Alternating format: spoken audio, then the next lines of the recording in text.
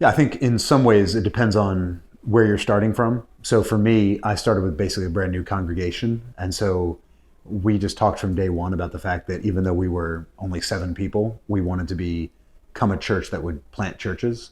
And so in God's providence, when 6 months in, we had an opportunity to plant a church, everyone already knew that that's what we were going to do. And so even though we didn't have a lot in terms of people and resources, we were able to, it wasn't a huge argument with the congregation because they understood it. I think if you're at an existing church that doesn't have a culture of church planting, I think you start by giving people a real vision for how the local church is the way that God spreads the gospel.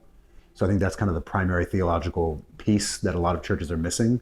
They think the gospel spreads through parachurch ministries and individual evangelism, which of course is true, but that actually God's mission strategy, if you look at the book of Acts, is to plant churches. That's what the apostles did. They got the Great Commission from Jesus and they responded to it by going out and starting churches. And so it's actually churches that reach communities as these little sort of communities of light in larger communities of darkness.